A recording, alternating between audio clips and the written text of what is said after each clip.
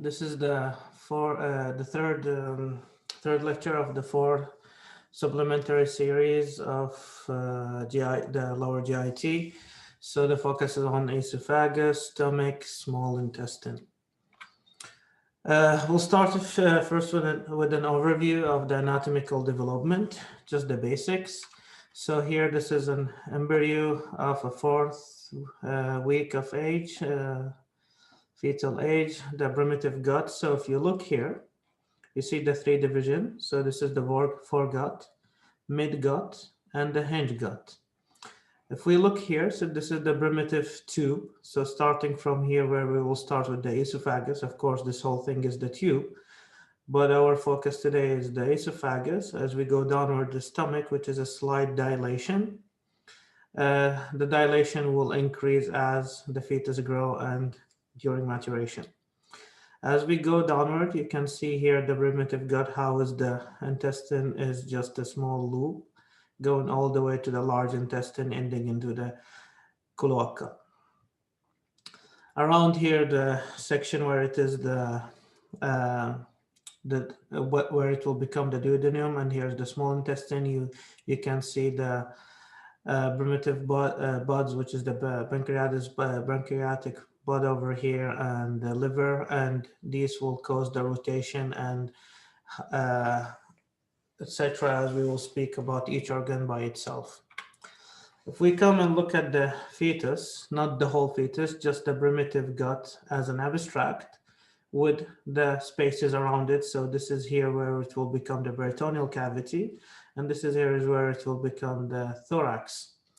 So here are our 3 divisions again, but let's look at the specific organ derivatives. So the esophagus will be derived from the foregut. The duodenum will be derived from the foregut plus the midgut, while the small intestine will be derived from the midgut. Then the large intestine derived from the midgut plus the hindgut. So you can see the midgut is the central player in the embryological development of the majority of the GI tube, the whole tract. Now, if we look at the organ differentiation and profileration, so this means when we go to the gestation level, going more before the 4th week of embryo. So at very early stage, when we look at the cellular level, so here if we do a cross section and where we see here the yolk sac, so this is the embryo, and this what it will give rise as the GIT in after birth. So if you look at the layers from here, so from inside you have the lumen, and then you have the epithelium, and as you go forward, you'll have the musculofibril layer, and then you'll have the external layer of muscles. So this means the endothelium will obviously raise from the endoderm over here. So from inside, this will give the lining of the lumen. As I go further, these layers over here will be derived from the lateral mesoderm plate. So here are the somites, so laterally to it over here. And then, of course, we have the local population where it will cause the angiogenetic, where angiogenesis to drive the blood vessels and lymphatic, and then from the neural crest, which is centrally, you will have the enteric and autonomic nervous system. What is the importance of this is in case of you have a cancer within these layers, you're able to tell of which embryological origin it is. And if you encounter some embryological tissue that is not corresponding to the layer where it's supposed to be. Here a little bit on the basics of the genetic background of the embryological development. What is the take-home message of this? That there are 2 types of centers that will give rise to these hedgehog ligands. So these hedgehog ligands, these are the signaling molecules that will bind to batch 1 and batch 2 receptor. And internally in the cell, this will promote the GIT differentiation. So what we focus here on anatomy is if you have a mutational knockout with the hedgehog ligands, this is what you will have as a morphological defect. So you'll have esophageal atrasia, you'll have gut malformation, defective muscularis propria, and enteric neuron anomalies and imperforated anus. Now these, we will come to them one by one, generally just focusing on the gross anatomy when I come to the organs. Now we'll start with the organs. So we'll start with the esophagus. So from the basics, from the gross anatomy, so the level of the esophagus. Esophagus will start at this point. So the esophagus will start at vertebral level C6, will end at vertebral level of thoracic vertebral level 11. So this means when you look on an X-ray, you don't see the soft tissue clearly, but you see the bones, so you're able to tell where is the level that is supposed to navigate to see the to estimate where is the esophagus. Now, in relationship to the structures, where specifically it starts, because you cannot palpate the trachea, but you cannot palpate the esophagus, sorry, but you're able to palpate the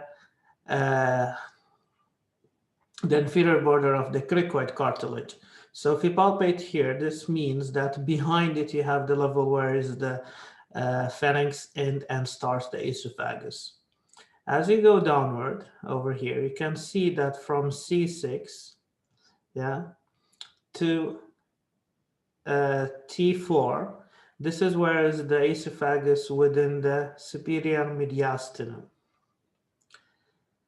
So this is the cervical, but over here, this will be the superior mediastinum. And as I continue down, so from T4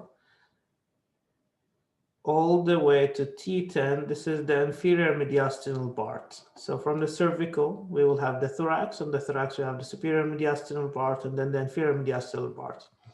And then where it will end, it will end in the cardiac orifice, where it becomes the junction with the stomach. So this means there is a small portion of an abdominal esophagus. So this is why it ends here at the thoracic level of 11. Yeah.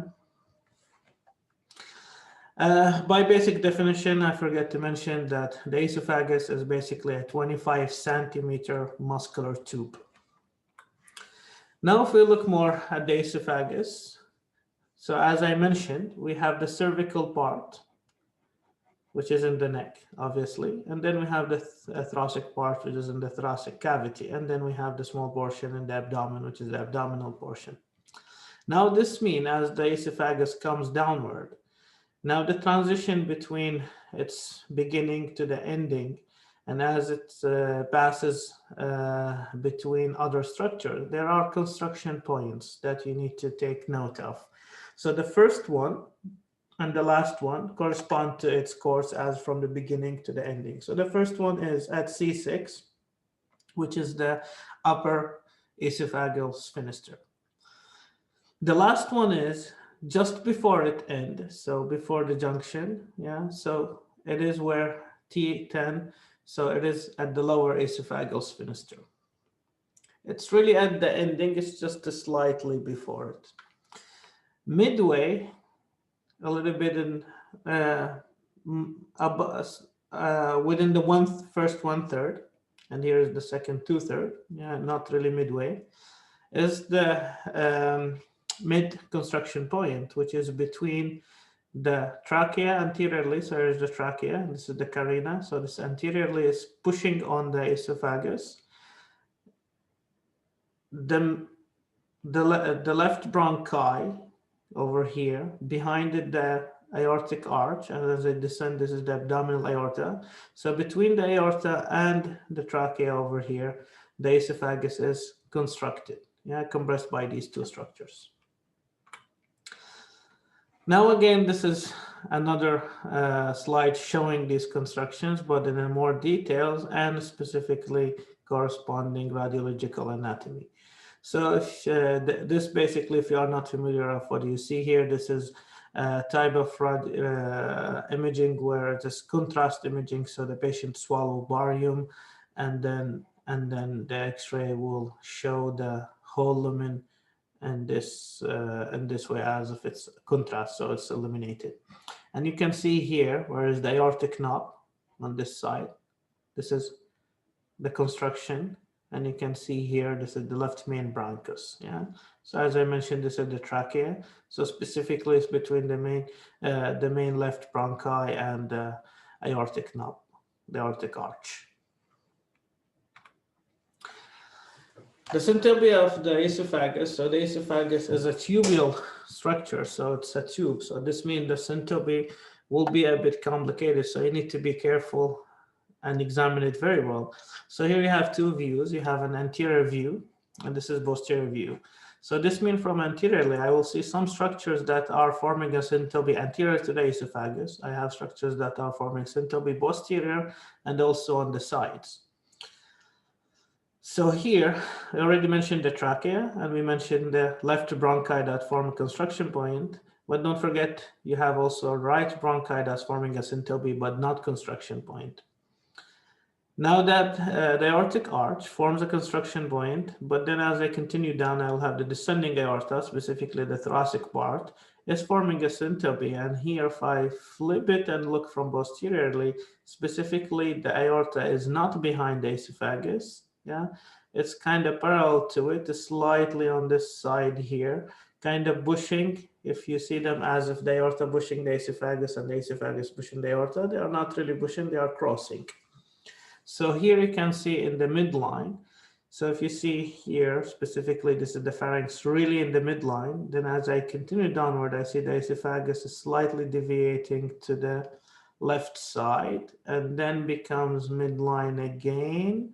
And then is deviated, pushed again to the left side as the stomach are on the left side. So here, so the stomach taking the esophagus to this direction.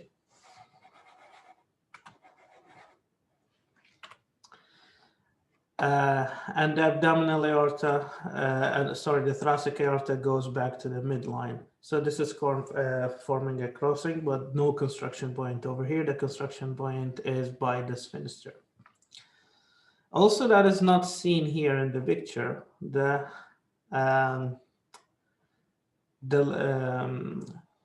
lungs here in the thoracic aorta. So slightly here, the lung, there is a small portion of the lingua of the right lung is in contact with the esophagus, not direct contact, I mean syntypy, because the lungs are covered by the pleura. Over here, the diaphragm, so here the crest, so the crest is really specifically the right crest of the diaphragm, these fibers anteriorly to the esophagus. Now this knowledge, you can apply it on an imaging. So here we have a sagittal MRI.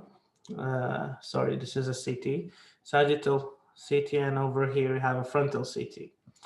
So you can see here numbers, and these numbers, as I mentioned in the practical, these are a guidance when you insert an endoscope. So the endoscope has lines as numbers, so you can tell how far you are inside, and this corresponds to where you hypothetically or theoretically should be. So about 16 centimeter, you are approaching the cricopharyngeus. So this is the point where we mentioned that you're able to palpate the larynx and below it the cricoid cartilage. So this means you are now starting the esophagus. As you continue downward, over here you're able to palpate the sternal notch. So you know this is about 20 centimeter. As we continue, over here it mentions the Azygos vein, because the Azygos vein, even though I forget to mention it here in the syntypy, but it is part of the syntypy. So over here, when there is the Azygos vein, you can see the trachea over here as well. So you know that this is the level where you're supposed to see on the other side the construction point. As you continue downward, you'll see the pulmonary vein. Yeah, again, it's just part of the syntypy. As you come downward, and you can see the esophagus taking a curve, yeah, as it goes posteriorly. So the curve is not just here in the midline, it's also from anterior, it goes curving posterior to come anterior again. And by the time you get to the gastroesophagus is about 40 centimeter, and this measurement is from here all the way upward to the first incisor. Yeah, so all this here as an internal route of the endoscope. The blood supply of the esophagus. So if you think of it, the esophagus is an elongated tube. So it really starts from the cervical region, all the thoracic region, and to the abdominal region. So this means that the supply is by vascular chain here, and this vascular chain is formed by some anastomosis. So we have the thoracic aorta over here, which the blood is coming from the heart. Now from here, the thoracic aorta, you can see on this side, I mentioned esophagus branches 4 times, because there are branches coming directly from the esophagus, from the thoracic aorta, and these are these branches to form these plexus. And here are 4 because they are on average 4, so about 3 to 5. If I go up to the cervical esophagus, I see here the origin of these plexus coming from the inferior thyroid artery. Yeah, so then you can navigate the whole road. Yeah, but what is the main immediate branch is the inferior thyroid artery. Now, if I jump all the way to the inferior portion, where is the abdominal esophagus, I see here on the right side, the inferior phrenic artery. On the left side, I see the left gastric artery. These, they will give ascending branches. These ascending branches will contribute to this plexus and the vascular chain. So this means we have 3 levels of the esophagus. So this means we have 3 form of blood supply, directly from thoracic aorta, from the inferior thyroid artery, and ascending branches coming from inferior phrenic artery, specifically the right one, and left gastric artery. Likewise, the venous drainage. So we have a plexus, and specifically we start from the submucosal plexus. So we have the first level internally, so it drains the blood to go to the periesophageal plexuses and then to the vagal veins that you see them here, and you are able to trace them. So they will drain to the nearest by veins. So you see here in the thoracic area, they will drain into the veins around the bronchi. So they are called the bronchial veins, to the Azygos system. So Azygos vein, hemiazygos, axillary vein. If I go upward, likewise, combining the artery, the inferior thyroid veins. Now we don't have this direct drainage into the abdominal region, but here it's the site of the portocaval anastomosis. So you need to make a note, because the venous drainage over here is supposed to go upward, but you have a connection. So this means a shift in pressure will shift the direction of blood drainage. This will bring me to a clinical application where, again, this is the portocaval anastomosis. So this is portal vein. So this is the coronary artery over here, where you have the esophageal veins. This means if you have a liver disease condition that forms a resistance, that the portal vein over here is under hypertension, what will happen to the blood? It will detour. So it will go this path over here. So now when we overload these veins will start to distend and start to kind of coil, and this is what's termed varicose veins. So this is how esophageal varicose veins looks like. So you have the external system. Yeah, if you remember the periesophageal, these here listed the periesophageal plexus, the esophageal veins, and the submucosal plexus. So this is internally, middle, externally. So this means how it would look like. It will look like this over here. So if you enter with an endoscope, you will see the varicose vein bulging in the lumen.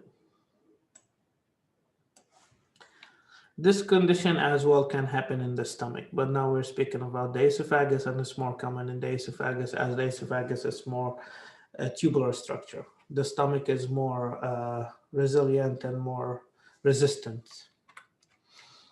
Now going to the lymph nodes. So likewise, since we have a longer tube, so this means the level of lymph node drainage really from up in the cervical all the way down to the initial part of the abdomen. So because here, if I remove all the organs and I go to the retroperitoneum and I look at the crest, the two crests of the diaphragm, I will see just below them the cisterna caeli, which is the origin of the thoracic duct. So really the thoracic duct travel upward. In the thorax, it's really found behind the esophagus, so it's between the esophagus and the vessels, so the aorta and the thoracic duct is found between the esophagus and the vessels, so the aorta and the hemiazygos vein. So this means some part of the lymph will drain directly into the thorax. But the main drainage, as you see it over here, so cervical esophagus, thoracic esophagus, abdominal esophagus. So let's start with cervical esophagus.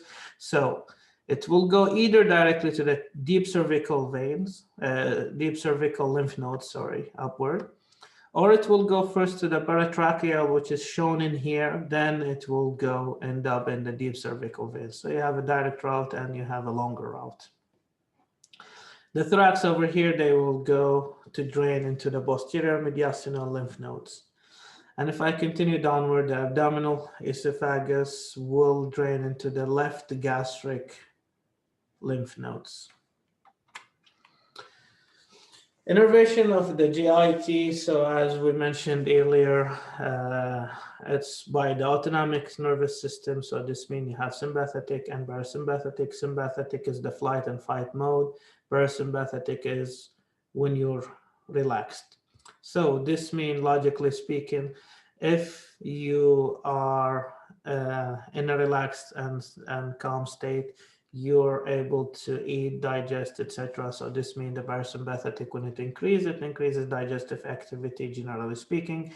Sympathetic activity, so if you are alert and you're focused and trying to think and exert some work, so this means you are not in the mood to digest, so the digestive system activity will decrease. So now let's come to specificity.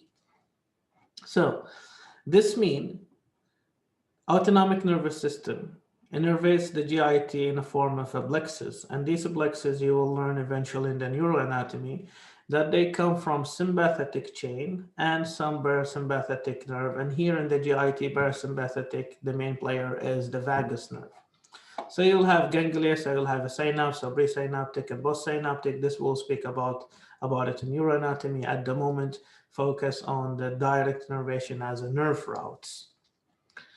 So you have vagus nerve. So here, specifically these ganglion, these are the sympathetic chain on both sides.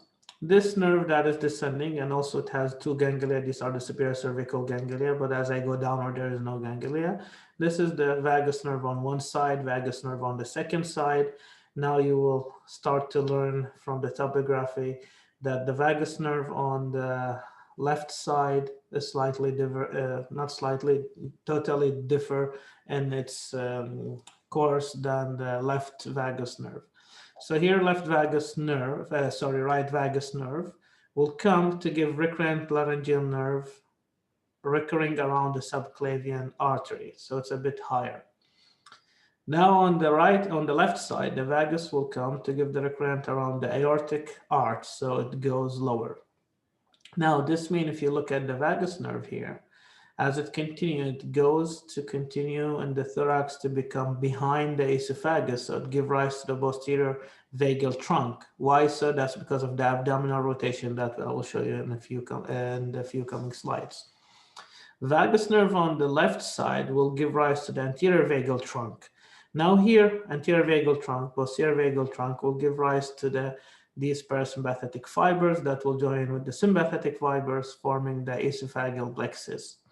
So I have cervical esophageal here. That's innervated by recurrent laryngeal nerve. So it is a branch coming from vagus nerve, and the inferior thyroid plexus. So sympathetic innervation, these nerves will give fibers that go and coil around the arteries because their first destination is to vasoconstrict and vasodilate, regulate the vasoconstriction and dilation of the vessels. So from there, then they will propagate to continue on to go to the organs. So these are the plexus around the inferior thyroid artery, which is supposed to be here, it's not shown in the picture. So cervical esophagus is innervated by recurrent laryngeal nerve and inferior thyroid plexus. If I continue downward, the thoracic and abdominal esophagus share the same form of innervation. So the esophageal plexus over here are formed by the sympathetic nerve and via the anterior and posterior vagal trunk coming directly from vagus nerve. Now, after blood supply and innervation, we come to a little bit from gross anatomy slowly to the microscopic anatomy. So here, if I look at the esophagus, so if I tear off the layers, so from the lumen inside, then we have the epithelium. So then we have here muscular mucosa, submucosa, and these layering, they are the same in histology. It's just in anatomy, we like to combine the musculofibrous layer because they function as a unit. In histology, it's more about layers, specifically what's inside it as a cellular composition. So here we're just focusing on the layers. So we see the muscular arrangement as these are longitudinal, these are circular. There's connective tissue between them. Now the circular muscle over here, so you can see why we call this musculofibrous layer, because it has connective tissue and muscle, and within them we have the myenteric plexus, the nerve fibers coming together. So this what exert this peristaltic movement. Now, if I do a cross section and I look at it, this is how it looks like. But what is here important in the clinical practice, that these layers, you can visualize them by an ultrasound. And this ultrasound, specific ultrasound, is inserting a probe. So this is called the transesophageal ultrasound sonography.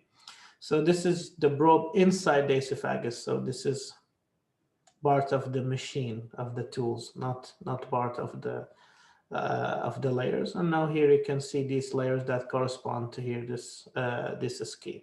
So from inside the lumen, as you continue, you see the mucosa, the submucosa.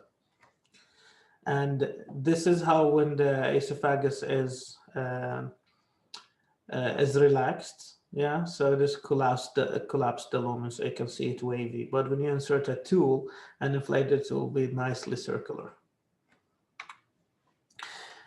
Now this is a cross section, and this is a dissection from a cadaveric specimen, and this is just enhanced by some staining. So you can see the smooth muscle inside, yeah, and this is the smooth muscle as well, but mixed with skeletal muscles. And you can see the layers as you saw them on the scheme here, but over here this is a real gross anatomy, and over here it's a histological slide. So you can see this is the lumen, and you see the lining of the epithelium, and this is the muscularis mucosa, and this is the connective tissue. So this is the submucosa, and here is the circular and longitudinal muscular layer, and this is the serosa, which is the outer connective tissue.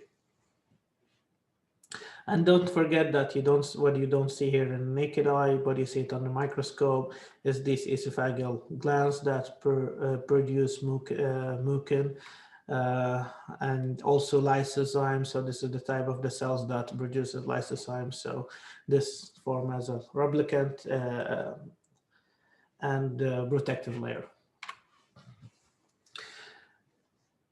Now, if I go downward to the junction between the stomach and the esophagus, we will encounter the lower esophageal sphincter.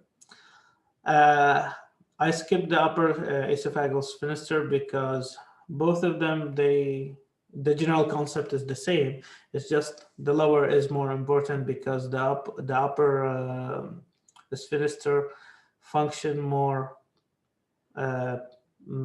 passively, as when you swallow it open by itself, but over here it's more peristaltic and regulated opening and closure. So if we look at it here, we have internally and then we have externally. So inside you have this specialized zone of a circular or smooth muscles.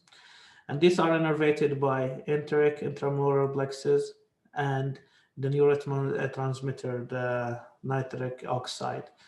When these are activated, they will relax the sphincter.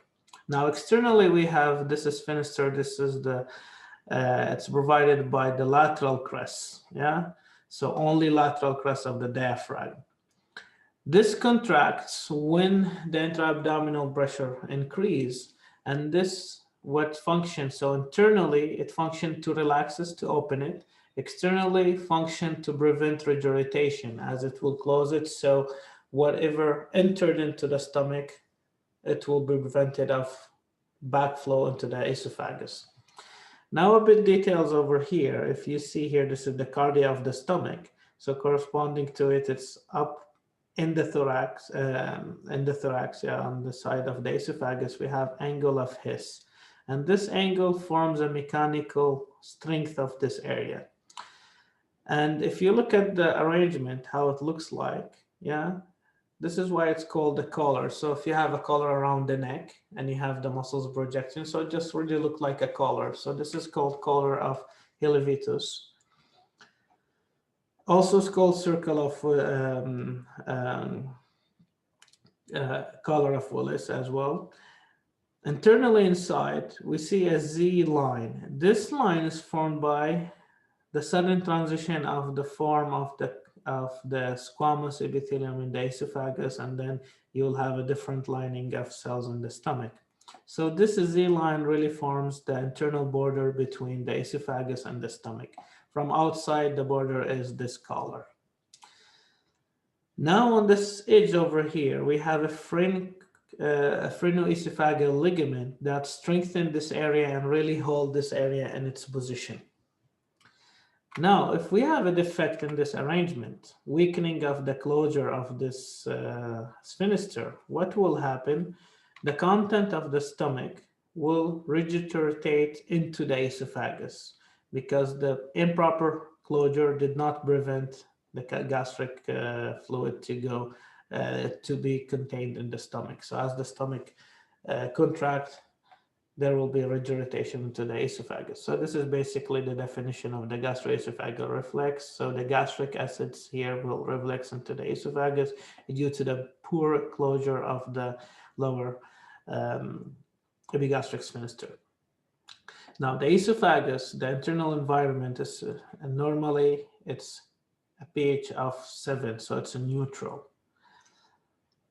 Whenever it lowers, it becomes acidic, so this is abnormal. And you can probably feel it if you accidentally regurgitate or if you had a vomiting feeling, you do feel this heartburn. So this is because of the acidity escaping into the esophagus.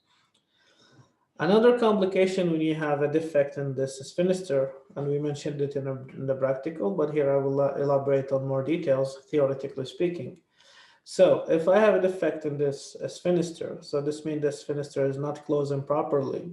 So what might happen? So the external sphincter is not closing properly. So the internal sphincter will slide upward, pulling with it the stomach. So you can see here the Z line is not lined with the external sphincter. It went upward. So this is termed sliding hernia. So this means we have two mechanisms. So if we have a repeated stress, this will compromise this hiatus integrity, yeah, because this is the hiatus in the diaphragm. It will widen this muscular tunnel. Another mechanism that the phrenoesophageal ligament over here, if it get laxity, so it's relaxed, not holding the valve, not holding the sphincter in its position. So now the widening of the tunnel is even more further than the widening of just stress mechanism. If we have it wider compared to this one, this will allow the cardia of the stomach to protrude into the thoracic cavity. So this is how we have these two types. So sliding, it's when the junction merge into the thorax. Paraesophageal is when the cardia merge into the thorax. Now we can assess this on a radiograph. So this is how it looks like anatomically normal.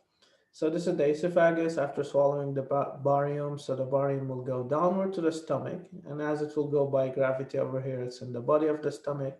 And over here we see a gas bubble, which we mentioned in the basic chest X-ray. So you can see here, this is the lower esophageal sphincter, yeah? But over here, when we have a sliding hernia, so this is the sphincter, we're supposed to be the sphincter, so this is the diaphragmatic hiatus, where I have the esophageal hiatus. And this is here as part of the stomach. So this is this part of the stomach here that slide upward.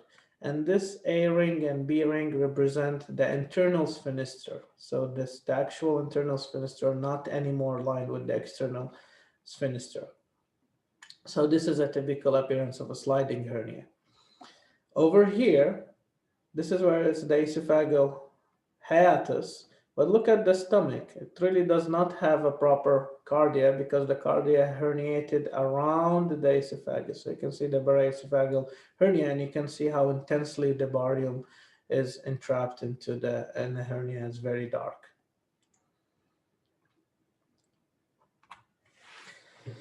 Now, functional anatomy of the esophagus.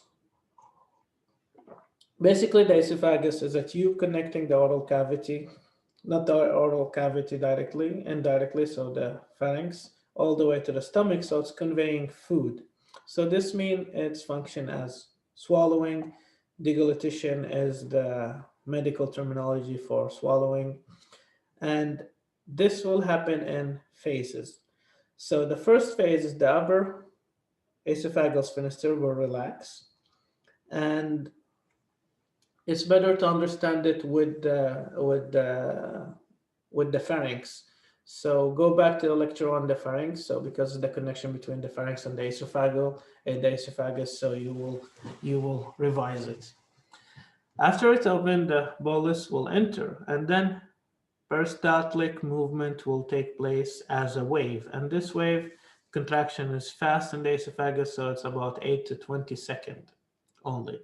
So how does this happen specifically? So the bolus enter, so then a contraction behind the bolus, it will push the bolus forward, yeah, and so on, until it reaches into the lower esophageal, the lower esophagus sphincter, and it will open, and the food bolus will enter into the stomach. Now, this swallowing pattern has two patterns, the activation pattern and the timing pattern. So the timing pattern is coordinated by the autonomic nervous system. So it's a higher nervous system coordination. So it's by the brainstem. The pattern of the activation of the smooth muscle is generated locally. It's a still nervous system, but it's locally by the intramural plexus that are driven from the vagal autonomic nervous system.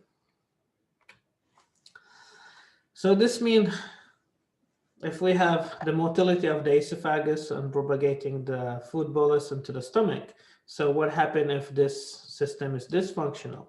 So this encompasses disorders, and these disorders, this means that the esophageal sphincter, the lower esophageal sphincter are more common.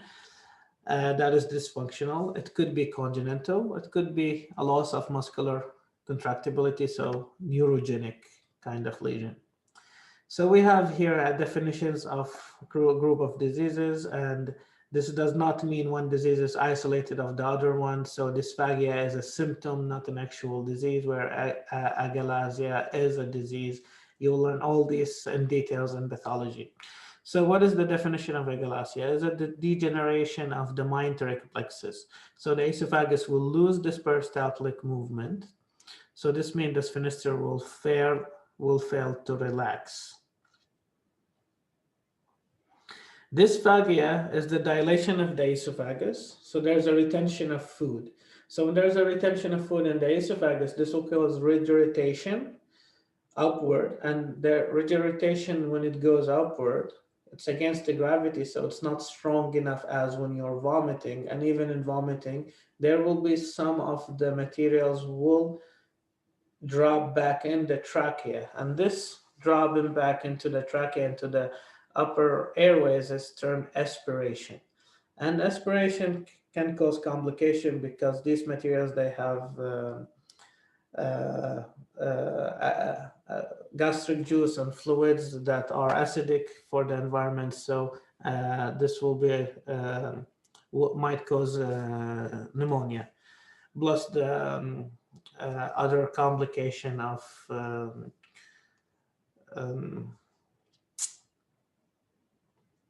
I think it's better just to leave it for pathology, for you just understand that aspiration means materials that are regurgitated from the esophagus entered into the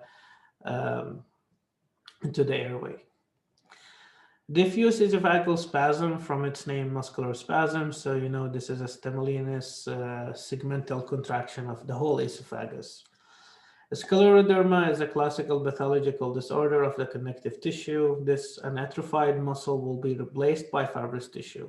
So if you have a muscular structure that is not anymore fully muscular, there is islets of fibrous tissue. So this means the contractibility capability of the structure is diminished. We come to the organogenesis. So the esophagus develop in a close relationship with the lung bud. So this here, anteriorly, this is the airway. Posteriorly is the upper, the beginning of the lower GIT. These two, they form a common foregut tube. So as the airways elongate, esophagus elongate, and if you look here on this section in this side, between them, this ridge is termed tracheoesophageal ridge.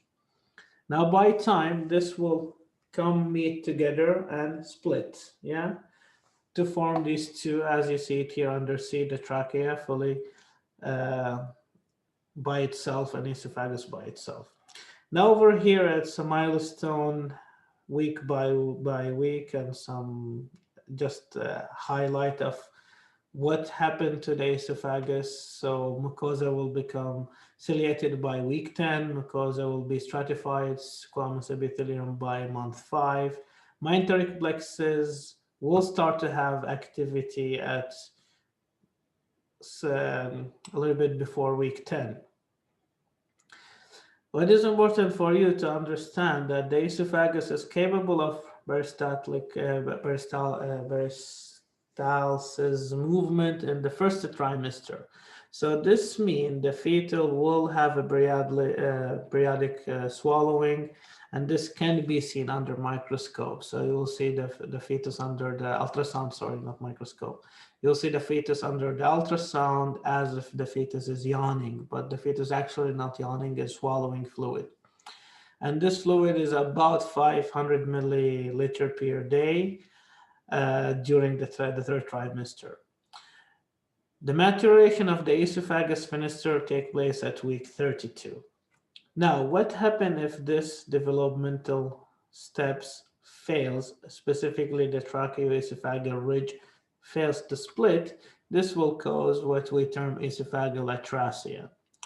Now, this is the normal anatomy where you have the GIT by itself and you have the trachea by itself, yeah? And all these term the atrasia. So this means that the tube failed to disconnect. Now we have here where the tube didn't fully fail, but the trachea did not split. So this opening between the trachea and esophagus is termed fistula. When we have the trachea split, but then the esophagus is disconnected, this is an atrasia. So atrasia means that the esophagus is not connected. So the main disorder over here, we are mentioning atrasia. So this is the classical presentation of the disorder. But if atrasia doesn't happen, but no split from the trachea, this is fistula. So this means this one here is a mixture of the atrasia plus the fistula. Now here specifically, The esophagus formed a fistula with the trachea, and over here the abdominal or the lower part of the esophagus is disconnected. Over here is the opposite. The esophagus is by itself and the lower part of the esophagus connected to the stomach by a fistula. Over here we have a double fistula. So this is a trachea with a double fistula. So esophagus going to a trachea and then esophagus coming again from the trachea. Now basically this condition must be treated surgically immediately. The neonatal esophagus is slightly different than the adult. So it is 8 to 10 centimeter. It starts and ends slightly 2 vertebrae higher. So C4, between C4 and 6 to T9. So instead of C6, it could be C4, and it will not extend to T11, only to T9. The pressure at the lower esophagus sphincter, this one over here between the stomach and the esophagus, do not mature immediately. It will mature at age 3 to 6 weeks after birth. So this means in neonatal, they have a weak coordinated sphincter. So this is why you can see most of the neonatal, when you feed them milk, they vomit most of the time, because this is the physiological regurgitation because of the immature yet sphincter. Now we go to the stomach, and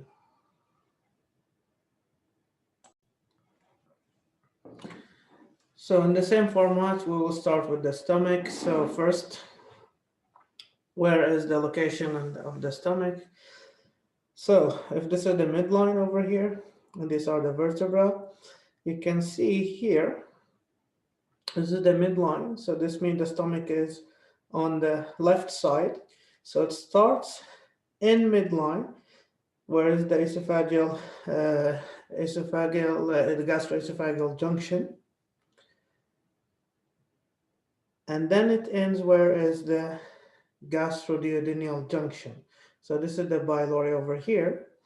And this means here, if we do the quadrant, so this means the stomach is in the upper left quadrant.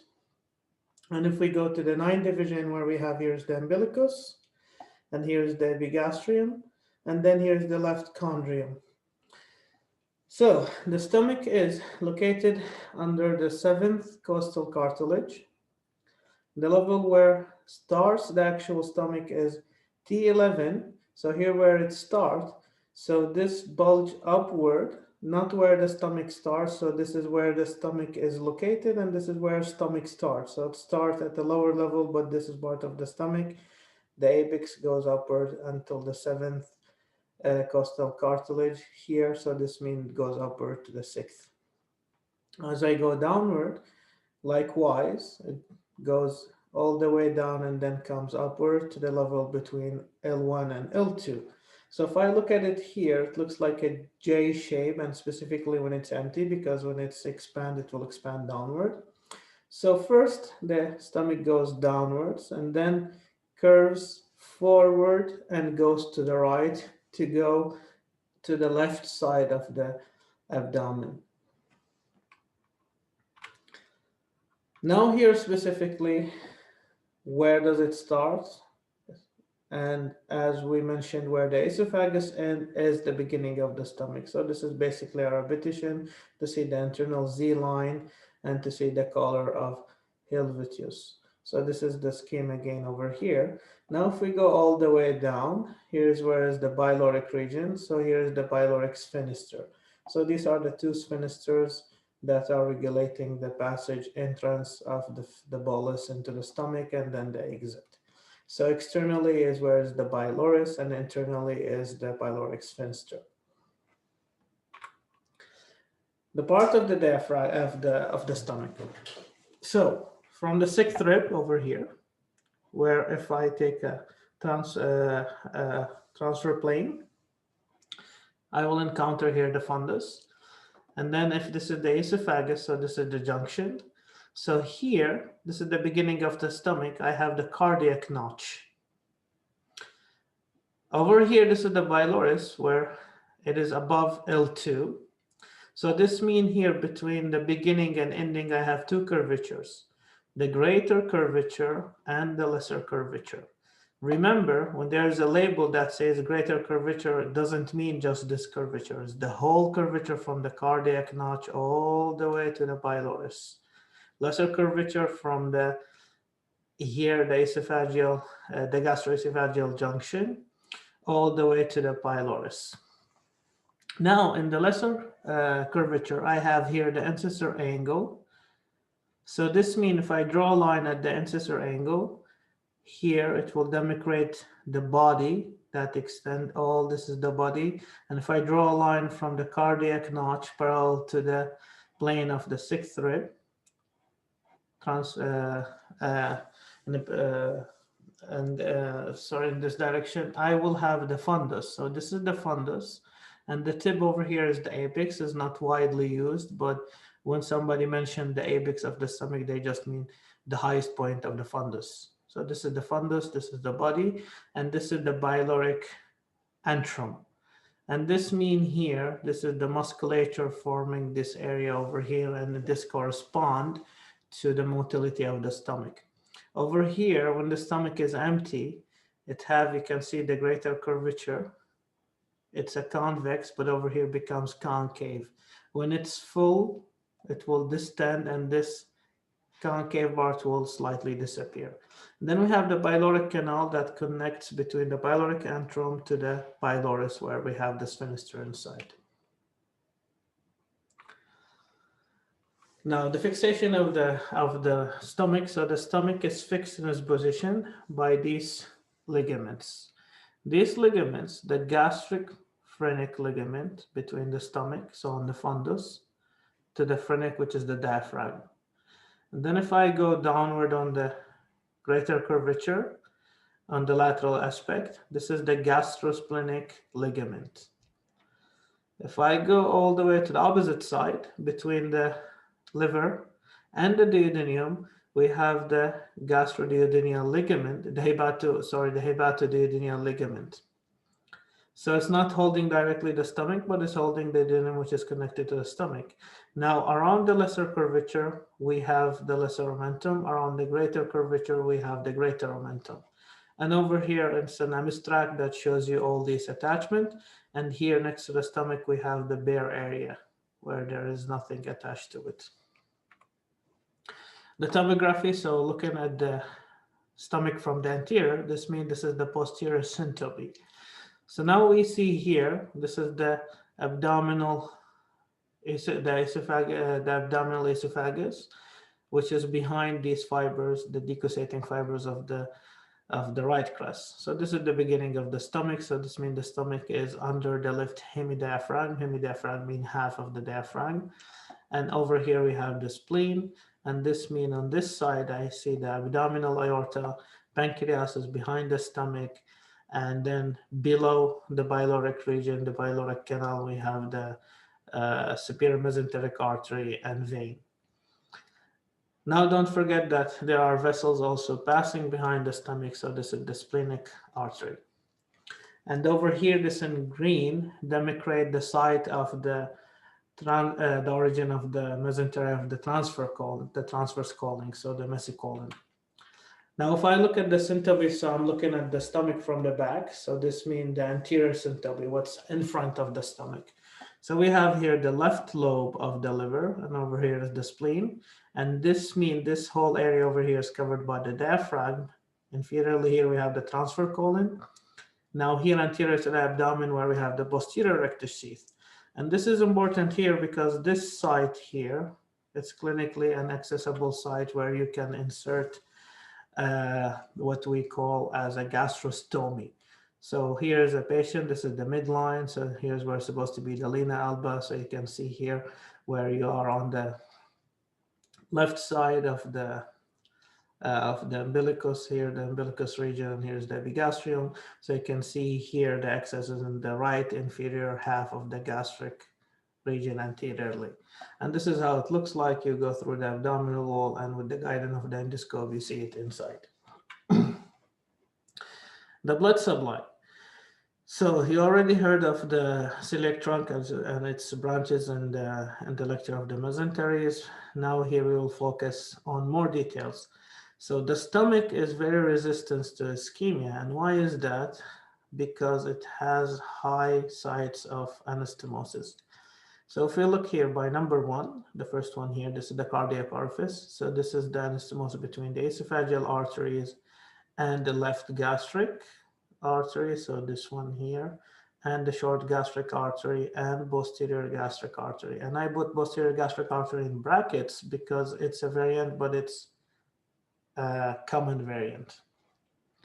Number 2 here represent the site of the anastomosis between left and right gastric. Number 3 is the anastomosis between gastromental right and left. Number 4, all this here, this is the middle of the stomach. So this represents the anastomosis between the blood supply of the lesser curvature and the greater curvature. So this means here short gastric arteries and the left gastric artery over here, the branches coming from the gastromentum, the left, right with the right and left gastric arteries. Number 5 here, this is the site of where you have the anastomosis between mesenteric artery and the pyloric artery. Now over here, if we take part of this area and make a sagittal section and look inside, there is an anastomosis internally. So this means in this site, we have externally anastomosis and internally. So here's the pyloric artery anastomosis with the submucosal plexus. Venous drainage. So majority of the stomach going to drain into the portal vein. And you can see here is the portal vein. There's some of the vein drainage will go directly to the inferior vena cava, and this means this site over here. Lymphatic flow of the stomach. So the stomach has lymph nodes around it, and these lymph nodes basically follow the arterial system. So short gastric artery, so we have short gastric node, for example.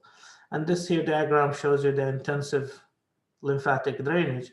But what's to focus on here, you see this specific part will follow the lower esophagus drainage. This part over here, the pylorus, will follow the drainage of the duodenum and pancreas. Now innervation, likewise. So it is an autonomic nervous system. So we have the sympathetic trunk at the level of thoracic segment from the 5th to the 12th. We'll give fibers that will take the route of the greater subplanchnic nerve, lesser subplanchnic nerve, that will come from these arterial plexus over here that will give rise to the sympathetic plexus around the stomach. Now here we have the anterior vagal trunk and posterior vagal trunk that will give these plexus for the parasympathetic. Now if we go into details and look at the stomach, so here's the anterior vagal vagus, here's the posterior. From the anterior we have this hepatic nerve that gives colic nerve over here. And then if I go back to the anterior, it will have here the greater gastric nerve, the anterior and the posterior. So these are here, these nerves innervating the body, while then you see another branch is coming to innervate the pyloric region. So this means here the body has its innervation and then more rich innervation on the pyloric region, where is the pyloric sphincter. So sympathetic innervation will cause vasoconstriction, inhibit gastric motility, and will constrict the pyloric region, while parasympathetic will cause increase of gastric mucosa and secretions, will coordinate the pyloric sphincter to relax during the gastric emptying. Now, this is something that is more neuroanatomy, but it's worth to mention, because if this is the stomach, and if I just look at the nerve that's conveying sensory innervation to the brain, and the nerve that will give back motor innervation to the pyloric, this is a reflex over here. So this is what is termed as a gag reflex. So we have two terms, nausea and vomiting. Nausea is basically the sensation that you feel the urge to vomit, but it's not the focus of today because this is regulated by the centrals here in the nuclei. So this is part of the later chapter next semester. But vomiting, if we speak about the functional anatomy and motility of the GIT, so this means it's involuntarily forceful expulsion of the stomach contents. So we have two phases. The initial phase, the lower esophageal sphincter here will relax, while rapid diaphragmatic movement and abdomen will increase the abdominal pressure, expelling the food upward. So this means the pyloric is tightly closed. The layers of the stomach. So if we take a section of the stomach, zoom it in under microscope, see here we see the layers. So from outside, we see after the serosa, we see the layers of the muscles. So we have longitudinal layer of muscles, and then we have the circular layer and the oblique layer.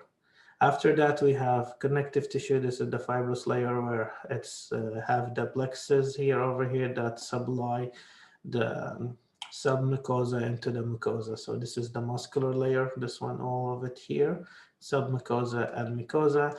And over here, you can see these gastric bits.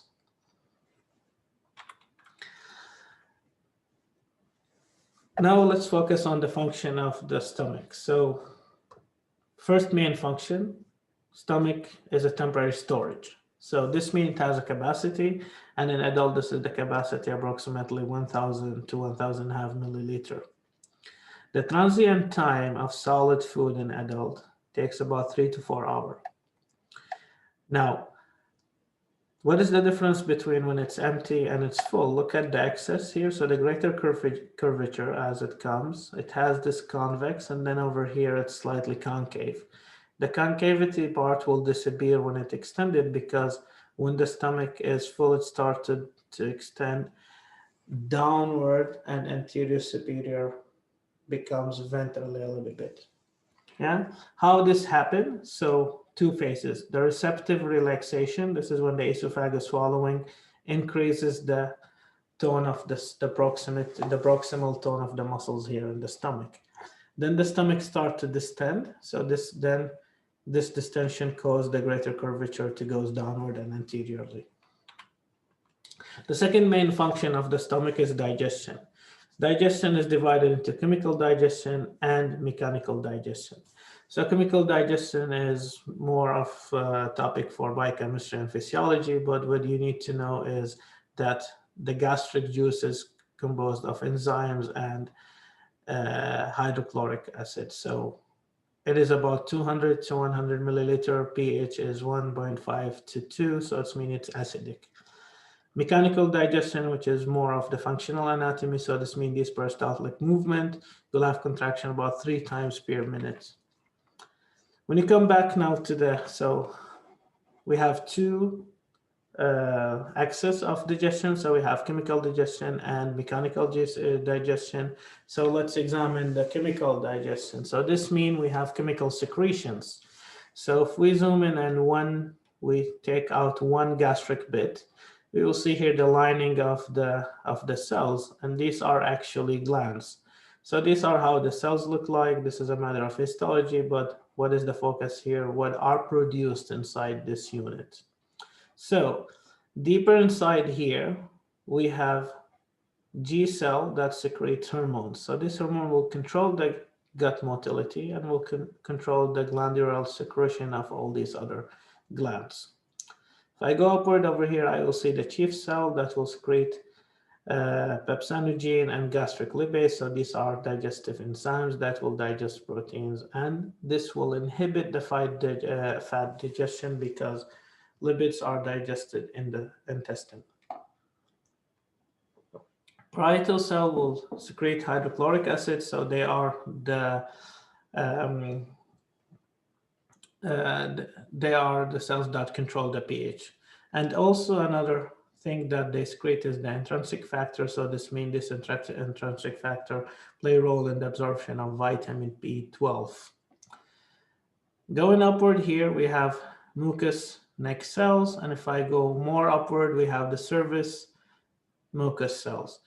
They have similar functions, yeah, just a slight differing. So both of them are microbial protection and mucous barrier protection, more in the surface, more lubricant, yeah, and both of them will cause this barrier protection. The second axis of digestion, so we said chemical digestion and now mechanical digestion. So this means here when we have the stomach, so I have the muscular layers. So again, when we examine the layers, so we have the longitudinal, circular, and over here the oblique. So these, when they contract, they form this compressive peristaltic movement. And inside we have these folds, these are the rugae that will direct the food.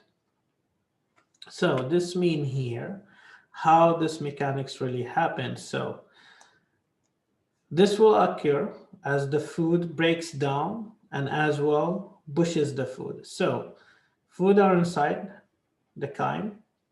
Contraction amplitude, as I said earlier, 3 per minute. So this will grind the food, and as it squeezes, it grind and also propel the food mechanically. So the liquid food will be pushed anteriorly and the solid food will retropulse backward to further being digested and again pushed back until it expels into the duodenum. Now, what happens if this system is dysfunctional? For example, vagal nerve lesion. This is termed gastroparesis. So this is a weak peristaltic muscular contractibility. This will delay the gastric emptying. Stomach organogenesis. So if we see here, this is week 5, this is week 8. So here we have the tubular vitelline duct with fusiform dilation in the middle. So how this happened, that the stomach becomes in this form as we see it.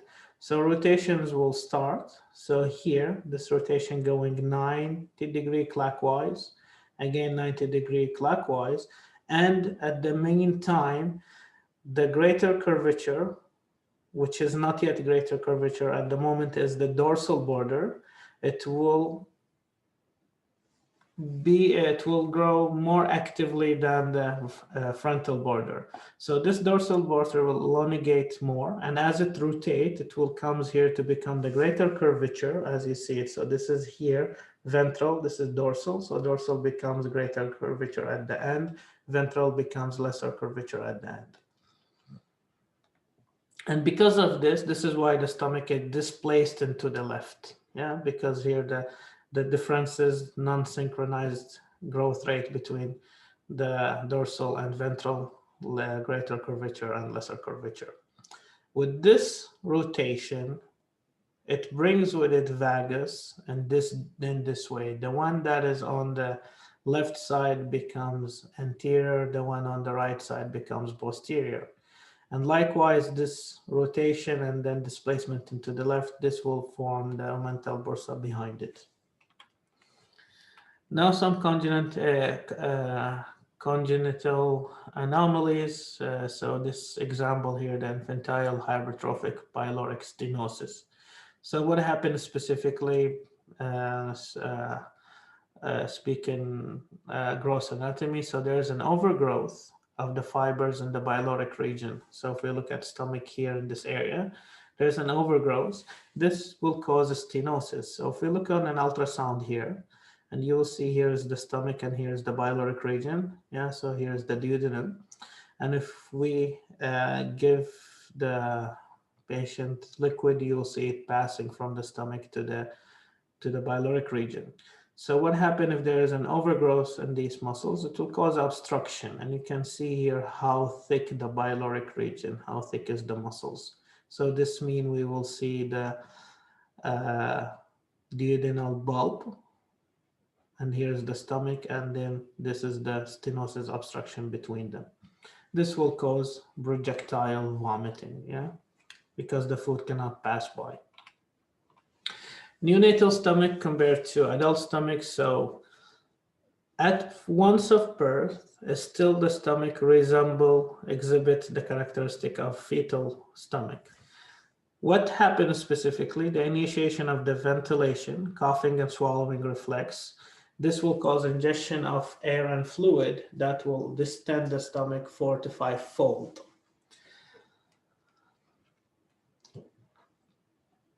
Another difference is if we look here in this picture, see this is the stomach, look at the liver. The liver here, really the left lobe extending, covering majority of the stomach, and the left lobe is really in contact with the spleen. This is only in the neonatal.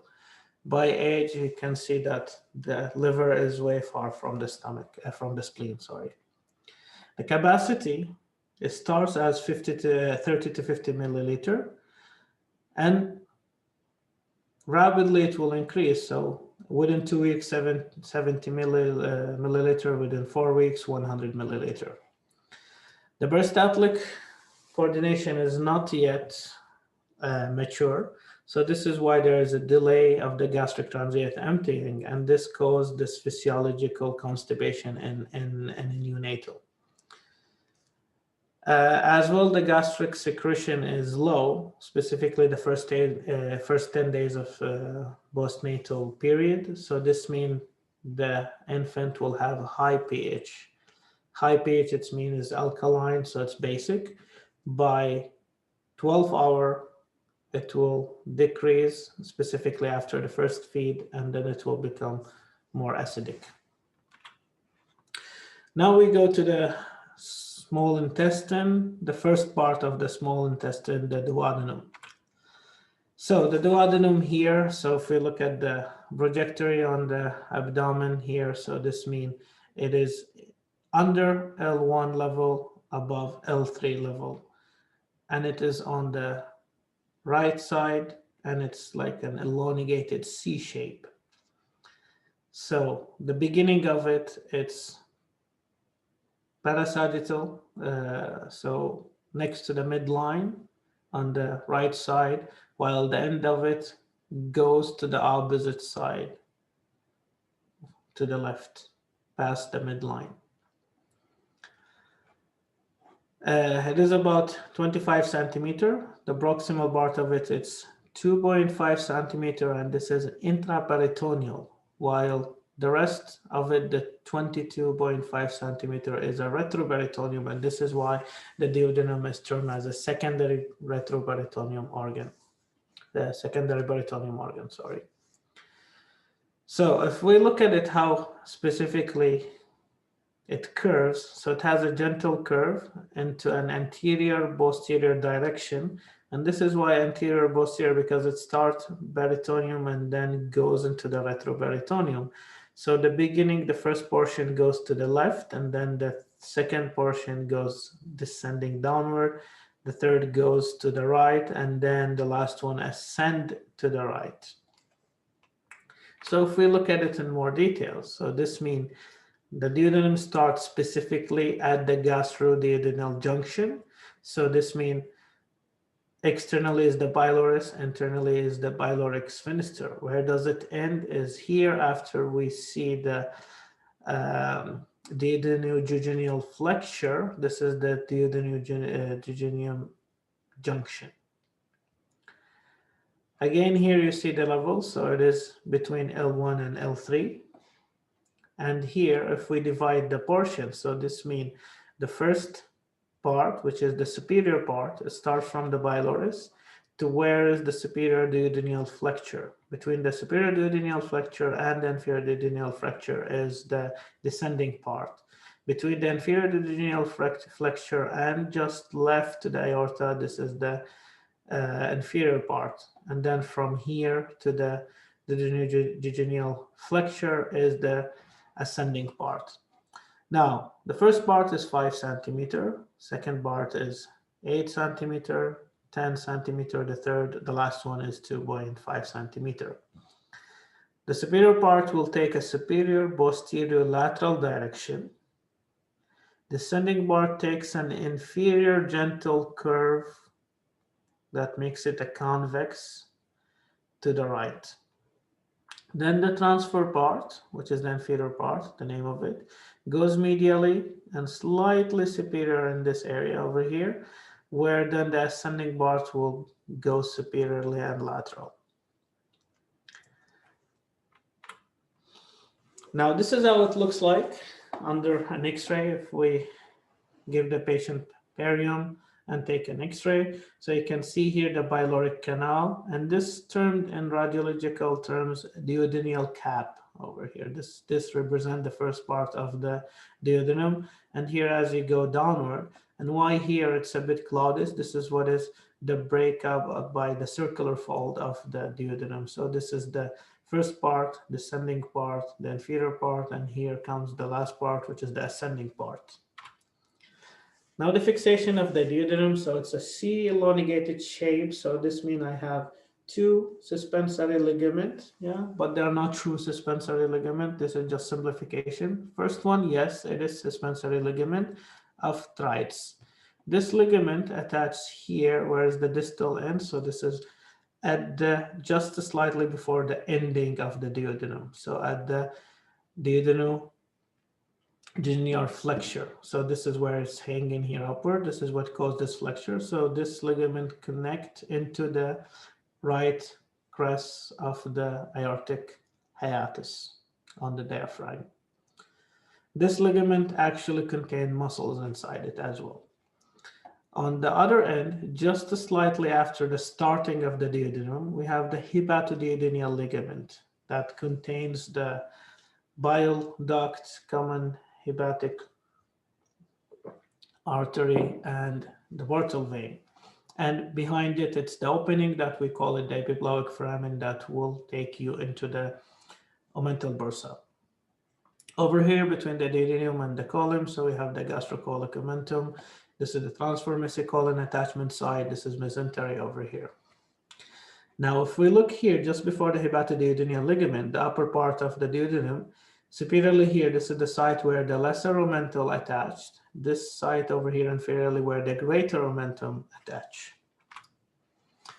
Now the syncope of the duodenum, sorry, of the label, it should be duodenum, not stomach.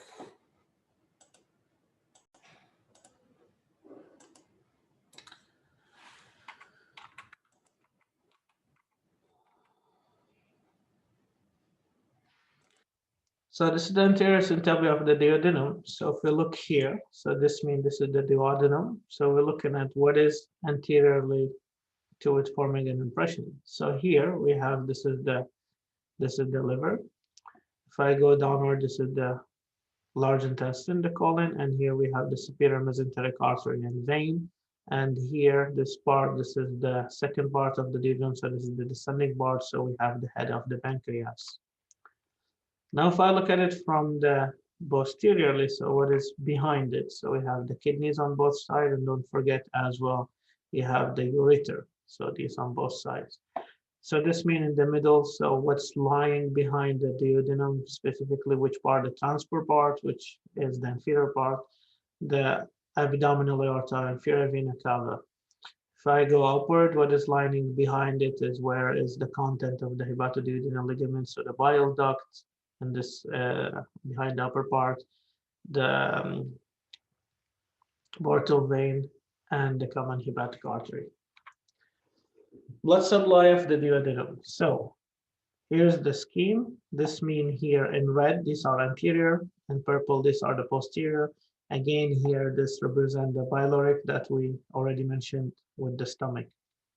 So if we here from inferiorly, we'll have the inferior pancreaticoduodenal artery. From superior, we have the superior pancreaticoduodenal artery. So we have one that is anterior, one that is posterior.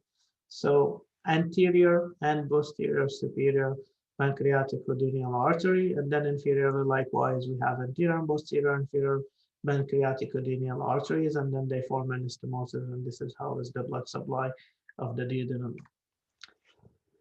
The drainage, so we have similar names, superior pancreaticoduodenal vein and inferior. So from the inferior half of the duodenum will goes into the superior mesenteric vein and into portal vein. The superior part will go directly via the superior pancreaticoduodenal vein to the portal vein, or some small part of it, and you can see it here demarcated small here. We have the small veins that goes directly into the portal vein.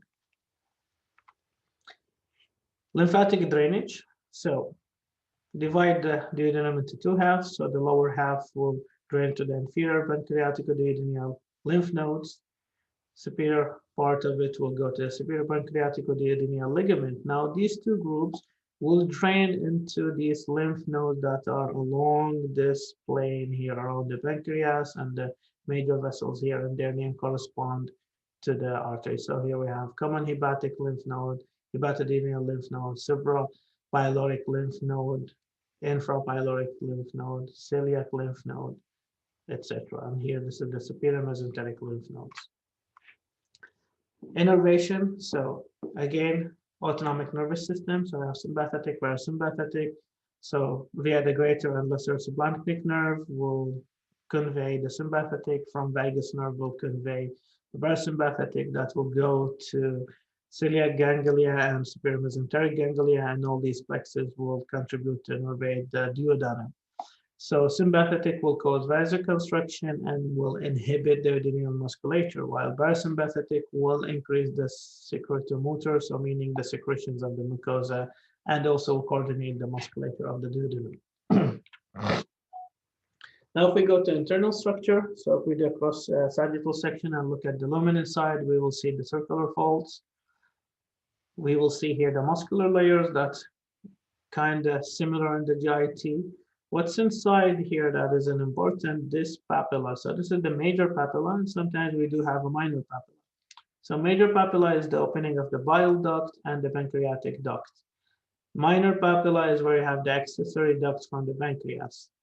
Now, if you look inside with an endoscope, you will see these folds. So these are the duodenal folds, and over here you see the duodenal papilla. Function of the duodenum. So enzyme secretion to break down the food. So again, this schematic representation resembles where is the liver that's producing the bile that will go store in the gallbladder, that will, upon contraction, will come to expel, and into the main pancreatic, into the major duodenal papilla, and here's the pancreas, and don't forget the gastric juice coming from the stomach with the bolus, all the food over here, the materials. The second function is the hormonal regulation of the gastric emptying. So the stomach, as we mentioned earlier, how it empties the food into the duodenum.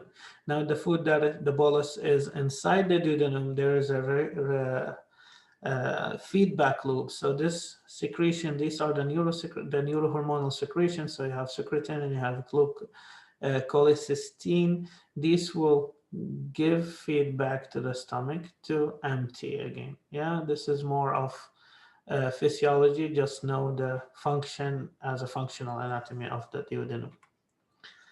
Some clinical notes. So we have duodenal diverticula. So since this is the first time I mentioned to you diverticula,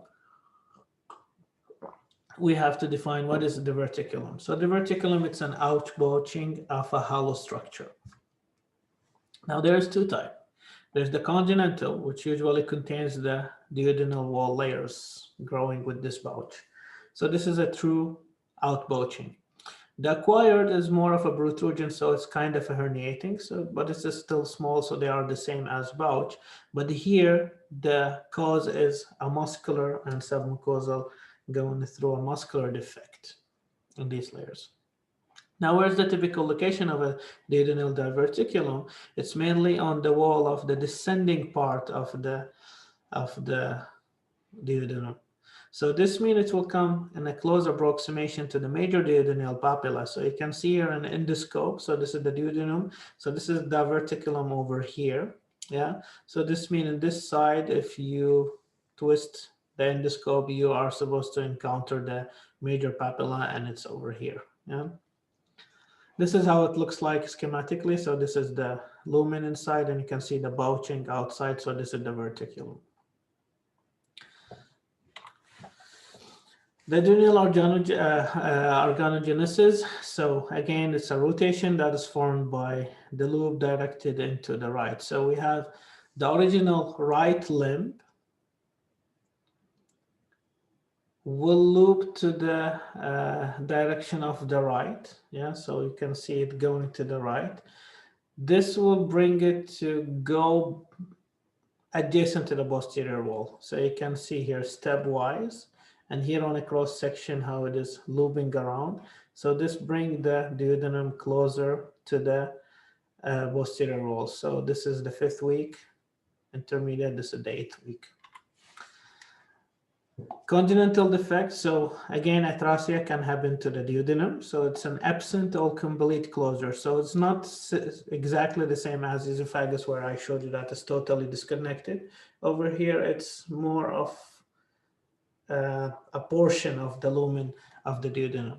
This will cause obstruction. The fluid will enlarge in the stomach and the proximal duodenum. So here's the scheme. So here's where's the atrasia. So this means here, this will enlarge and this will enlarge. So this means if I look on an X-ray, I will see a double bubble. So this is the sign.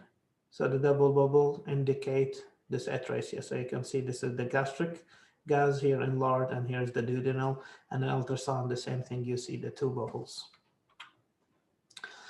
Now the small intestine will continue. So after the duodenum, we'll continue jejunum and ileum, this time together. So it is about 3 to 8 meter. So for simplicity, approximately it's a 5 meter. The first 2/5 proximal part of it is the jejunum. The distal 3/5 part of it is the ileum. Now there is no definite line between them. It's a gradual transition. So if you look at the proximal and the distal, so from the beginning of the jejunum and the ending of the ileum, they differ vastly. But as I come closer together, there is the point where they are, the midpoint is the same. Now if I look here, so here it is generally within the umbilical region, yeah, as a surface projection. So it is embedded in the abdominal cavity between L3 to L5 approximately. This is how it looks like from a posterior view. This is a 3D virtual picture. This is from the posterior, so this means here, this is the right side, ascending colon, and this is the transfer colon, and this is descending colon, this is the rectum. But inside here, this is the small intestine. So this means starting from the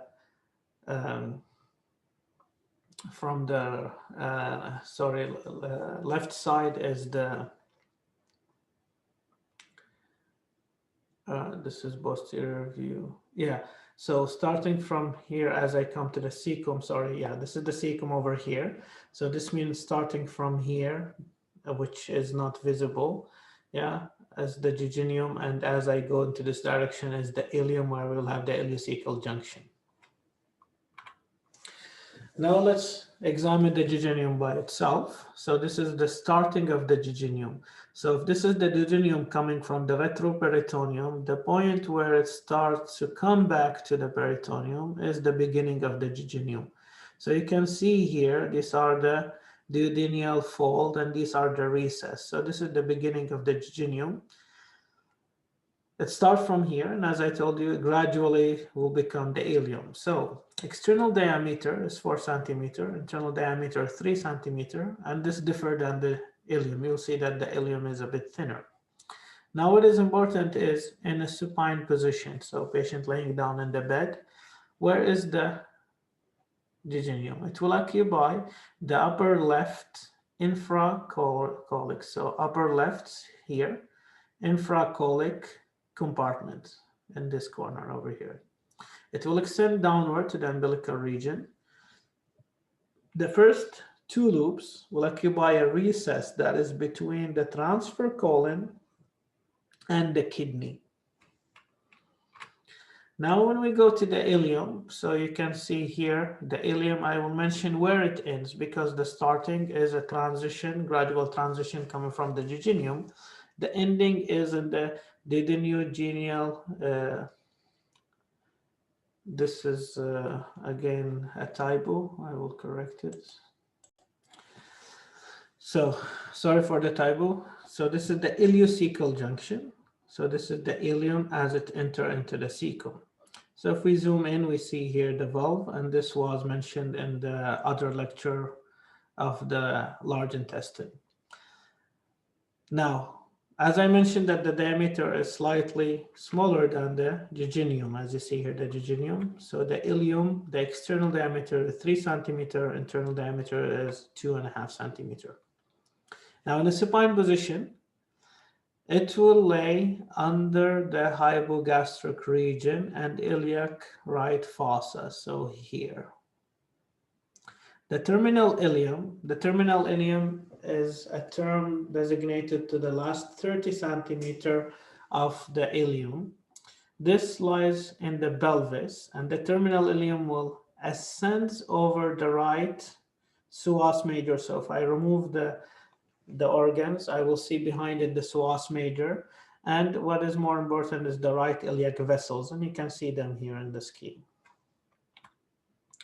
Now the attachment of the small intestine. So if this is the jejunum and this is the ileum, so this is the beginning of the small intestine jejunum, the beginning of the duodenal jejunal flexure, the ending of the small intestine, which is the ileocecal junction.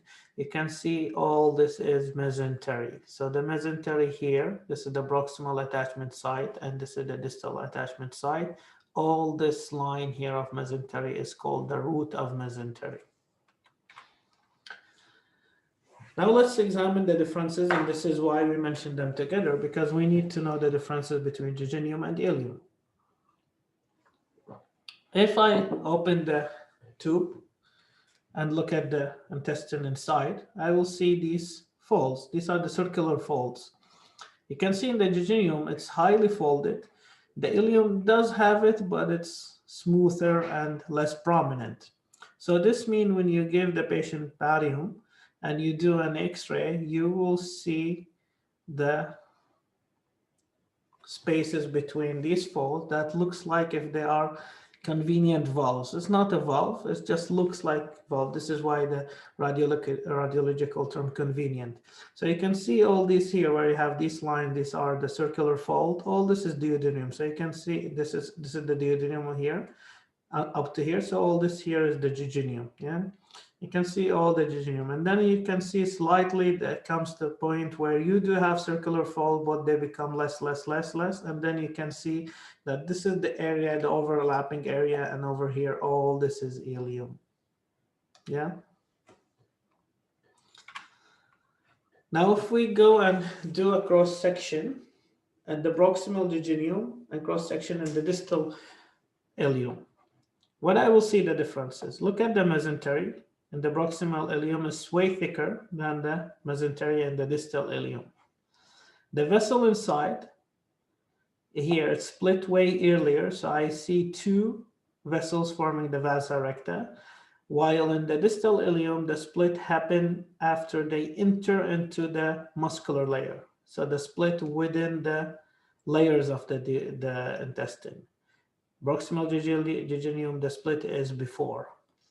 Another prominent feature you see differences. If you look at the muscular layer over here, and the jejunum is way thicker, about maybe not way thicker, but it is prominently thicker than the distal ileum.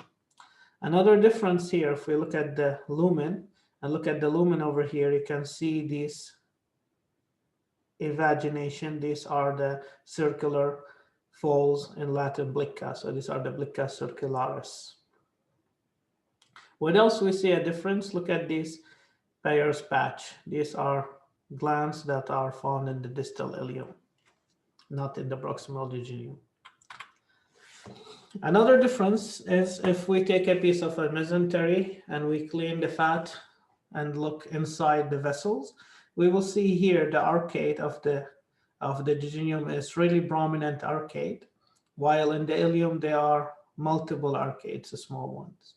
Then if we look at the vasa recta, they are longer in the jejunum, while the vasa recta and ileum is more of, they are shorter, and so it's more of a plexus kind of formation.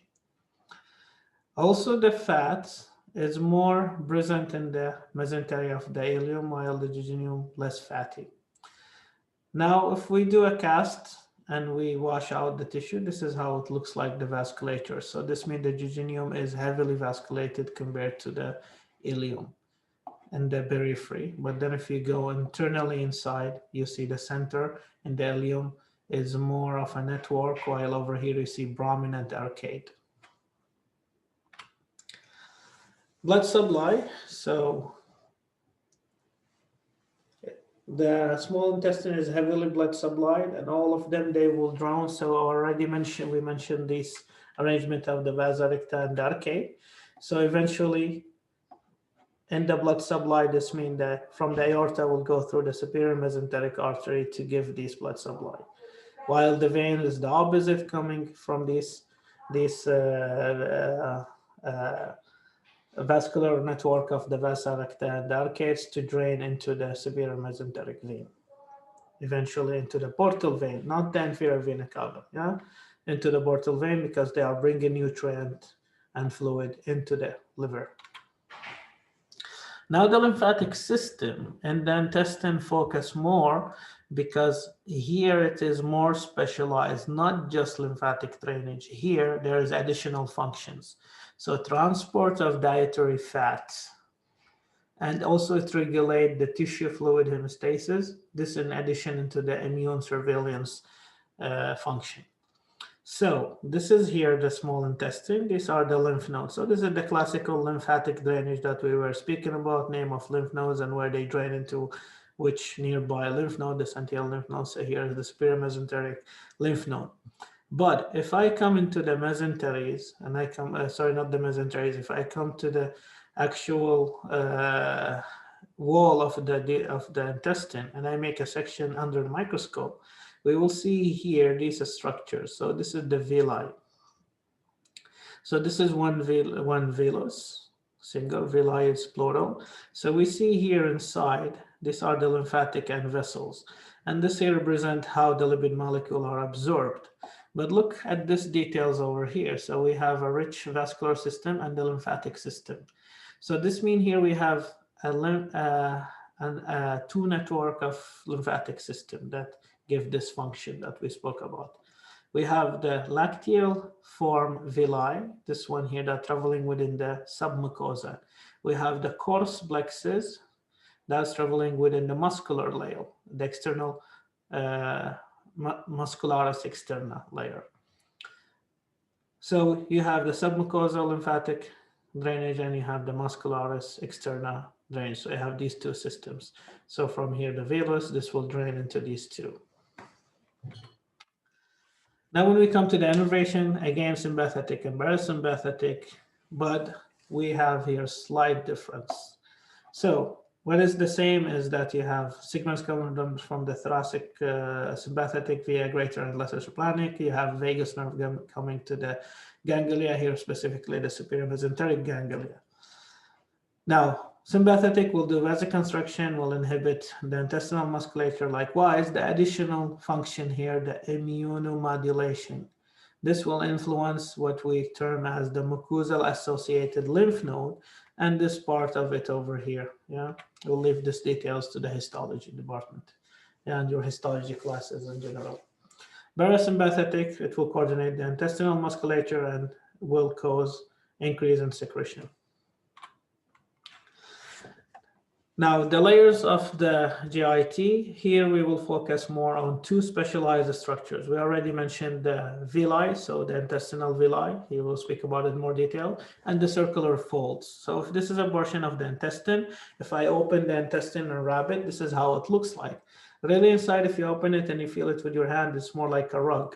Why is that? Because I have these circular folds and then I have the villi on top of them.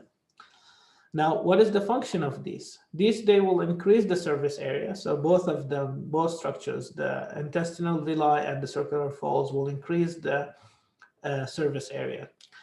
Circular folds will enhance mechanical segmentation. What does this mean? So if I have this fold and I have the propagation, so they help to push the food. So this is what I mean by mechanical segmentation.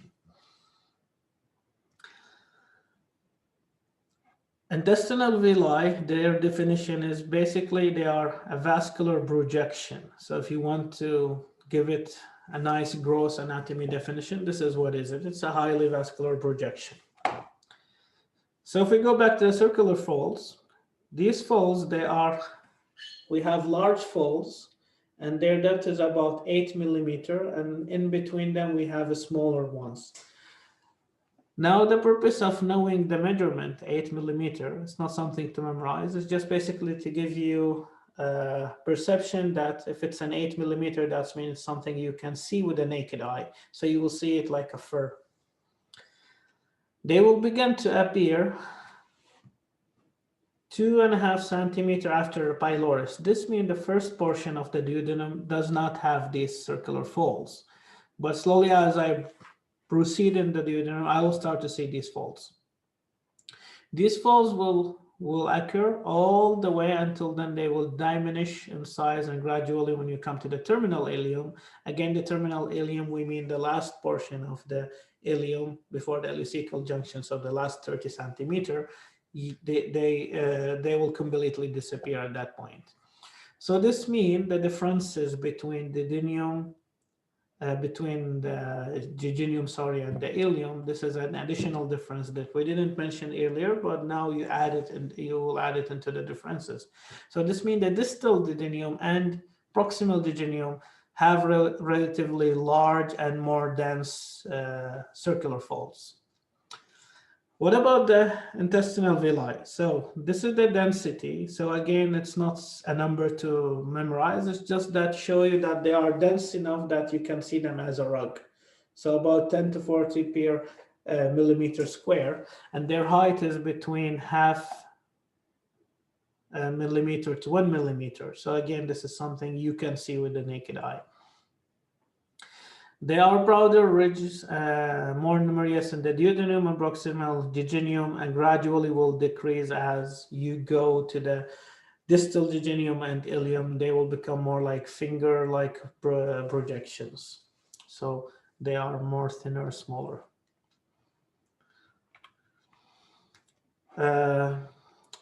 The intestinal motility, so it forms a peristaltic contraction, and I have a video for you, I will play it.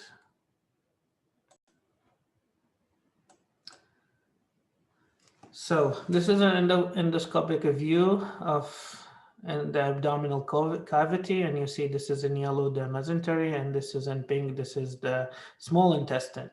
So these are the peristaltic contractions. So you see one contraction, yeah, and it's pushing. So this is the contraction starting here and propagate, pulse, and the peristaltic movement. So this contraction is pushing the food bolus anteriorly,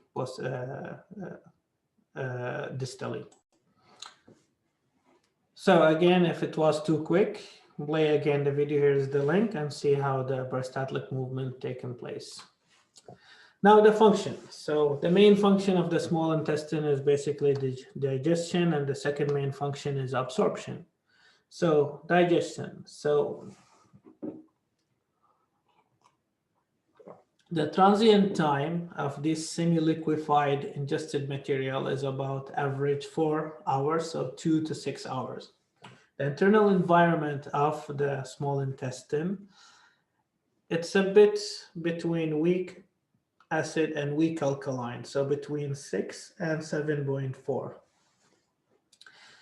So you need to know what is the enzymes produced by the intestine and the enzymes that are released into the small intestine. So these enzymes are produced by the pancreas.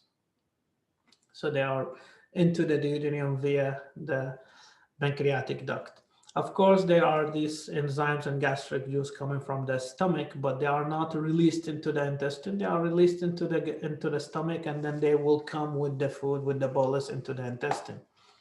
So these are the list of the enzymes. It's not necessary to go one after one, but each enzyme and which type of molecule it digests or breaks down chemically. So maltase, for example, carbohydrates. What is important here in red, so lactase, because this is a common enzyme deficiency. So this is patients when they do not have enough enzyme lactase, so they cannot break down the dairy product. So this is lactose intolerance.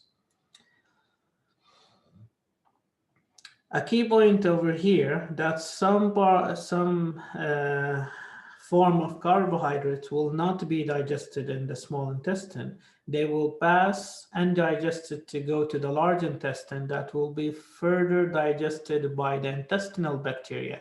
So this means you need to understand and know that inside the intestine you have what we call normal flora. So these are bacteria that grow normally inside the intestine. They do not form any pathological, so they are not pathogenic bacteria. They enhance the digestion, and commonly they are found around the appendix and along the cecum and etc. The other function that we mentioned is absorption.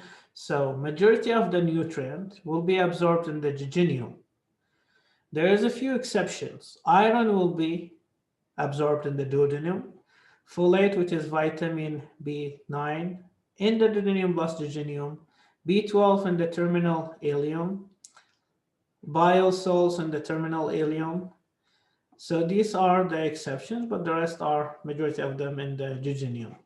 And why specifically these? Because these are important molecules that have their clinical application and significance if they are missing.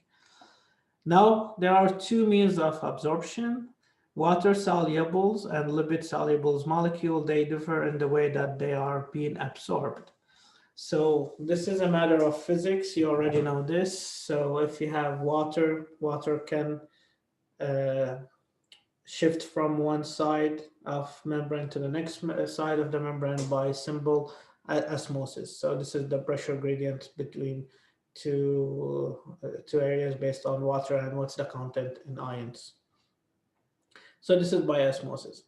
Now focus on this, the lipid solubles. So lipid solubles will not cross. So this means they need to be diffused actively. Yeah. So they do not pass by actively, they pass passively through specific channels, so through the lymphatic channels. This is why here I mentioned in the lymphatic system of the small intestine, this is specific function. Yeah, so there is a specific route for how the lipids are absorbed. Now, clinical application and significant, what if you have malabsorption? This means that there is an abnormality in the absorbed food across the GIT. So this will cause a state of malnutrition that will complicate in anemias, specifically due to iron deficiency and B12 deficiency, as well folate. And this will lead to growth delay in children specifically. Small intestine organogenesis, so in the same fashion you have rotations. So here you have an original proximal limb that will rotate to the right, while the original distal limb will rotate to the left. So this to the left. So this now makes sense why you have jejunum on one side and ileum on the other side. So these coils of jejunum and ileum, they will go inward to the right. They will displace the descending colon to the left. So as they push to the right, they will push the descending colon to the left. Yeah, you can see it here schematically. Now, what is the significance of this? We have congenital anomaly when there is malrotation. So this means there is no enough rotation.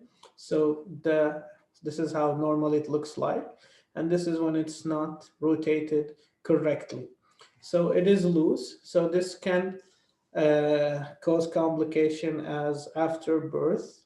It may cause obstruction, and this predisposed to more looping, and this abnormal looping can cause what we term valvulus. So valvulus, you maybe remember it from the practical, that when you have a loop of intestine loops around itself, so it has a condensed neck, you can see it here, and then you have a bulging fundus in front of where it is squeezed.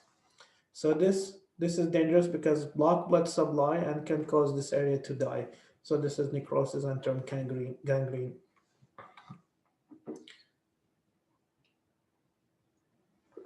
Another congenital anomalies in the intestine, something more common, it's called Meckel's diverticulum, and another name for it, ileum diverticulum. This basically a remnant of the proximal part of the developing duct.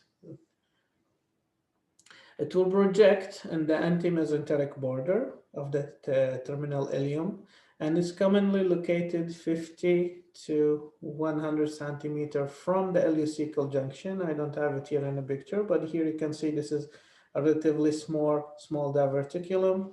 This is how it's bulged.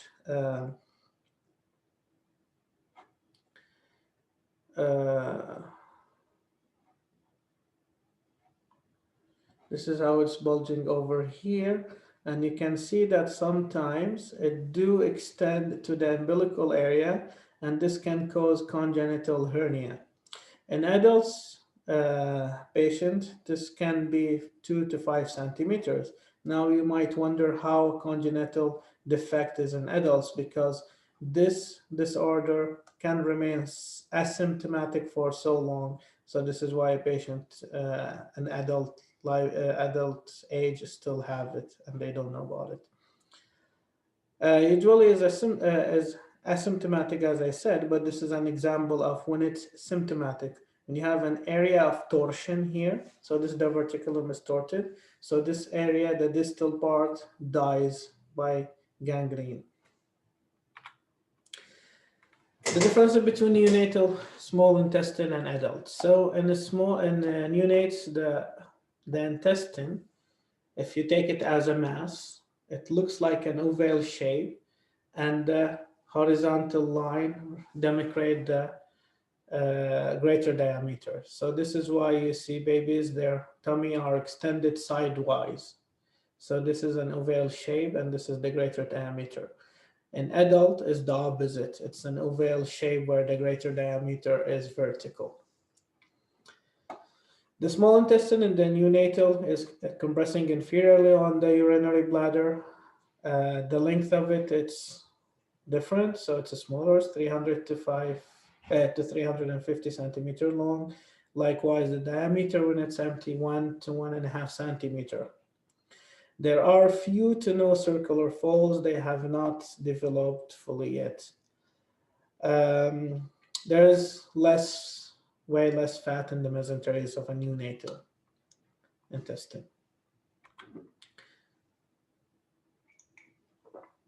This concludes my presentation. So I come to a keynote summary.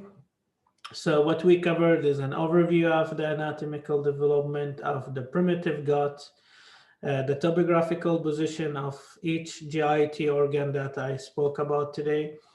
So the starting and ending site, and then the subpart division of this organ, and then the ligament fixation of the organ that fixes this organ in its anatomical position, syntopy of the organ, this means the impression of the organs around it, including vessels as well, arterial blood supply, then venous blood supply, and local lymphatic drainage of these organs, as well the innervation of the GIT organs with its elaboration on the autonomic nervous coordination. As well, we mentioned the microscopic anatomy of these GIT layers, and I would emphasize on this one, functional anatomy. Yeah, because really in medicine, this is what you will use the most. If you understand how things work, you can fix them, you can assess them, and it makes more sense, because these by themselves is just basic morphology. You need to know how things work. So functional anatomy, and this side by side with it, it's basic anatomical dysfunctional defects. GIT organogenesis and maturation. So this is the basic understanding of how the organs come to how they look like, and then what is the differences in neonatal and adults. And this will lead you to focus on the common congenital defects. These are the references. So this is the associated reading from Gray's Anatomy, and these are the pages, and as well Memorex, and this is the page. And if you have any questions, you can contact me today, email, or you can call me at office. Yeah.